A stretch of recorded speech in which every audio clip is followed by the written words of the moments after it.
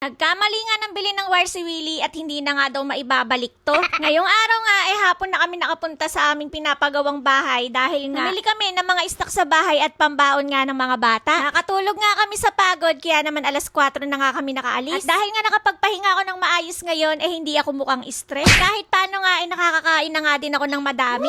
Habang nasa biyahe nga kami bigla kami inabutan ng ulan. Mainam na nga lang nakasasakyan nga kami ngayon. Habang nasa biyahe nga kami dumaan na din kami dito sa hardware para bumili ng maliit na bowl. Ito nga kasi yung gagamitin nila habang sila'y gumagawa sa ating bahay. At bumili nga din ng isang piko si Willie para nga daw mas madali maghukay. Dahil sabi nga ni Foreman magsisimula na ding maghukay sa mga dugtungan ng poste. At yun nga daw yung kailangan. At dumaan na nga din kami dito para nga bumili ng wire. Para nga daw kasi magawa na din ng extension at makapaglinya na din doon sa barracks. Ang problema mali nga daw yung nabili ni Willie kaya naman napakamot na lang si Foreman. Yung double nga kasi yung pinapabili niya at hindi nga daw pwede yung ganon dahil nga daw matigas. Ang ending, tulala ang lolo mugar. Wala pa din nga masyadong laman na itong barracks natin dahil nga nakapokus lang sila ngayon sa paghuhukay at sa pagsasalansan ng bakal. At ito na nga din yung itsura ng mga nahukay nila ngayon. Ito nga lang silang nakapasok ngayon dahil yung iba nga wala pang ID. At kailangan nga din nila ng barangay clearance at police clearance para nga din mapagawan sila ng ID. Kung wala nga kasi sila noon hindi sila makakapasok dito. So isa nga din yan sa mga struggle kapag nagpagawa ka sa loob ng subdivision. At hindi nga din yun libre. Dito nga nagpalipad na ulit si Willie ng drone para nga makita niyo na yung aerial shot. Natawa nga din ako nung nakita ko nakatutok pala sa akin yung camera. Pa-baby yan. Diyan nga din ako umuupo araw-araw dahil nga kita ko lahat ng ginagawa nila. Kahit nga ako tumambay ako dito maghapon nakakalibang nga manood sa kanila. Yung isang butas nga daw kahapon hindi naman natapos kaya tinuloy lang din nila ngayon. At meron nga ulit na dagdag pang isang butas. At nakapagsalansan na nga din sila ng 5 bakal na ginagamit nga sa paanan ng poste. At next week nga daw siguradong mailalagay na nila dito yung mga bakal. Dahil nga ngayon nakapokus talaga sila sa paghukay. At ito din siguro yung isa sa pinakamatagal sa paggawa ng pundasyon ng bahay. Mainam na nga lang